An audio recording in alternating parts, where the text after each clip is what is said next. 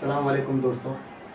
आज मैं अपना YouTube चैनल शुरू करने जा रहा हूँ जिसका नाम है उर्दू और अरबी सीखो। यानी आज से मैं अपनी क्लास में पहले उर्दू सिखाऊंगा। जब उर्दू कंप्लीट हो जाएंगी तो उसके बाद मैं अरबी का सिखाना शुरू करूँगा, क्योंकि उर्दू और अरबी एक जैसी लैंग्वेज है। क्या होता है, उर्दू के जो अल्फ़ाबेट्स है और अरबी के जो अल्फ़ाबेट्स में इसमें सिर्फ कम ज़्यादा का फ़र्क है।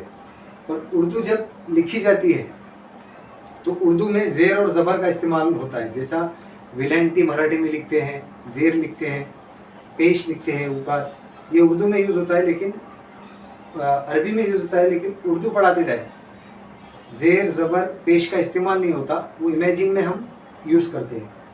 तो उर्दू की जो लिखावट है और अरबी की लिखावट है वो ज़्यादातर एक जैसी है, लेकिन अरबी और उर्दू के मायने अलग होते हैं। जैसा हम उर्दू बात करते हैं तो उर्दू के जो मीनिंग निकलते हैं वो हिंदी भाषा में मिलते जुलते हैं।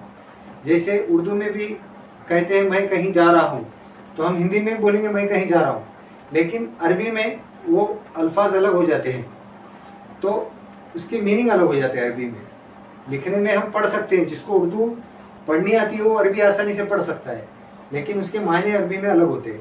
इसी तरह हम पहले उर्दू सीखेंगे, उसके बाद हम अरबी सीखेंगे। तो सबसे पहले उर्दू में अल्फ़ाबेट जो है तो 38 आते हैं उर्दू में 38 अल्फ़ाबेट आते हैं और अरबी में जो है तो 28 अल्फ़ाबेट आते हैं। तो उर्दू का शुरुआत कहाँ से हुई इंडिया में? तो 12th सेंचुरी में इंडिया में उसकी शुरुआत हुई, दिल्ली में, उर्दू ज़बान की। तो उर्दू पहले से ही बोली जाने लगी जब से हमारे इंडिया भारत में, और सबसे ज़्यादा उर्दू दिल्ली और यूपी लखनऊ में बोली जाती है उर्दू भाषा। तो इसका पहले इस्तेमाल ज़्यादातर राइटर्स अपनी बुक्स लिखने के लिए, शेर लिखने के लिए, गज़ल लिखने के लिए और नज़म लिखने के लिए इस भाषा का इस्तेमाल करते थे, उर्दू भाषा का। तो धीरे धीरे उर्दू इंडिया में बढ़ती गई। उसके बाद उर्दू के बाद अभी ज़्यादातर जगह अपने इंडिया में हिंदी भाषा ने ले ली। जैसे इंग्लिश इंटरनेशनल लैंग्वेज है पूरे दुनिया के लिए, अपने भारत की जो लैंग्वेज है वो हिंदी लैंग्वेज अभी बोली जाती है, उसी तरह बाकी देशों की अपनी अपनी लैंग्वेज है। उर्दू का एक ख़ास बात यह है कि उर्दू जो है तो एक बहुत ही महज़्ज़ब और तहज़ीब वाली भाषा है। यानी किसी को रिस्पेक्ट देकर अगर बात की जाए तो उर्दू में हम एकदम रिस्पेक्ट देके आगे वाले से बात कर सकते हैं। जैसे इंग्लिश में हम बोलते टाइम पे यू बोलते हैं, आगे वाले को यू, वैसा उर्दू भाषा में हम उसे आप बोलेंगे।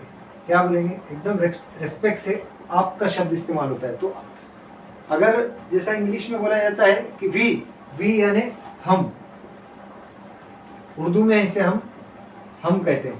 तो ये बोलते टाइम पे अच्छा लगता है, हम कहीं जा रहे हैं, हम आ रहे हैं, आप कैसे हैं। तो ये बहुत ही तहज़ीब वाली भाषा है, जिससे आगे वाले को रिस्पेक्टफुल मालूम होता है बात करते टाइम पे। उसके बाद हम सबसे पहले अल्फ़ाबेट को जानेंगे कि उर्दू के अल्फ़ाबेट कैसे लिखे जाते हैं। जैसा बाकी लैंग्वेज जो है तो लेफ़्ट टू राइट लिखी जाती है, मराठी, इंग्लिश और भी बहुत सारी भाषाएं हैं जो लेफ़्ट टू राइट लिखी जाती है, पर उर्दू और अरबी में राइट टू लेफ़्ट लिखा जाता है। तो जो अरबी और उर्दू सीखने वाले हैं वो पहले ही देख के डर जाते हैं, यार ये कौन सी भाषा है जो राइट से लेफ़्ट लिखी जाती है। तो इसलिए इसे बहुत वो हार्ड लैंग्वेज समझते हैं, लेकिन उर्दू बहुत आसान लैंग्वेज है, इसको सीखना कुछ मुश्किल नहीं है। अगर आप मेरा चैनल कंटिन्यू, आप मेरे YouTube चैनल को फॉलो करेंगे, सब्सक्राइब करेंगे उसको, हर मेरा आने वाला लेसन अगर आप देखते जाएंगे इससे कनेक्टेड आगे के, तो आप आसानी से उर्दू सीख सकेंगे।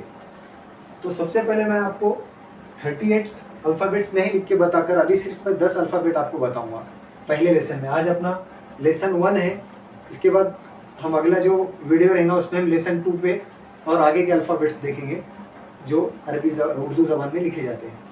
तो सबसे पहले हम अल्फ़ाबेट्स लिखने की शुरुआत करेंगे। जो सबसे पहला हरूफ आता है वो है अलिफ। अलिफ एक लंबी ऐसी खड़ी लकीर खींची जाती है, इसे हम बोलते हैं अलिफ। अलिफ के बाद जो आता है वो आता है बे।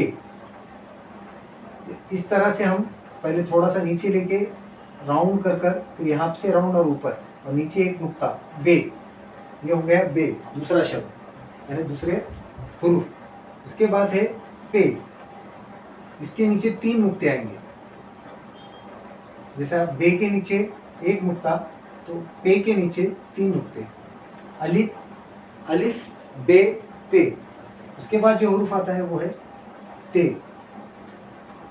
सेम सर्कल आएगा, जैसा बे का है वैसा ही पे का और ते का, सिर्फ जो डॉट है जो नुक्ता है वो इसके नीचे 1, इसके नीचे 3 और ते के ऊपर 2 नुक्ते। ठीक है। उसके बाद जो हुरूफ आएगा पांचवे वाला वो है ते। अलिफ बे पे ते और ये ते। उसके बाद छठा जो है वो है से। जिस तरह बे को 1 नुक्ता नीचे है, पे को 3 नुक्ते नीचे है, ते को 2 नुक्ते ऊपर है और से को 3 नुक्ते ऊपर है। ये हो गया से। उसके बाद है जीन। उसके बाद है जीन। इसके पेट के नीचे यानी इसके नीचे इसके पेट के बीच में 1 नुक्ता है, जीन। उसके बाद चीन। चीन के पेट में 3 नुक्ते हैं, चीन। उसके बाद है, इसमें कोई डॉट नहीं सिर्फ है। उसके बाद है खै, इसके ऊपर 1 डॉट है खै के ऊपर। तो ये पूरे 10 हुरूफ है, 10 अल्फ़ाबेट है। 1 2 3 4 5 6 7 8 9 10। और जो बचे वाले बाकी के अल्फ़ाबेट है वो हम आगे के लेसन में पढ़ेंगे। अभी आप ये अपनी एक कोई भी नोटबुक पर ये आप उतार लें या तो इसके स्क्रीनशॉट ले लें कि इसके बाद अगले लेक्चर में अगले लेसन में हम आगे के अल्फ़ाबेट देखते हैं। तो आप इसकी पहले प्रैक्टिस करें लिखने की। अलिफ के लिए बहुत आसान है, सिर्फ एक single line, straight line, vertical. उसके बाद बे के लिए यहाँ से स्टार्ट, यहाँ ये पूरे इसी तरह बनाना है। इसके नीचे 1 टिंग, इसके नीचे 3 नुक्ते, 2 नुक्ते। टे के लिए जो इस तरह से बनाना है, टे सिर्फ पेट में इसके इस तरह से टे बनाना है। ठीक है। इसके बाद से के लिए 3 नुक्ते ऊपर, जीम के लिए 1 नुक्ता नीचे, चीन के पेट में 3 नुक्ते, है कोई नुक्ता नहीं और खै में ऊपर है। तो जिस तरह अल्फ़ाबेट को बोला जाता है उसी तरह उसका साउंड भी निकलता है। हम आगे जाके ये भी पढ़ेंगे कि किसका साउंड किस तरह निकलता है। तो आज के लेसन में इतना ही है।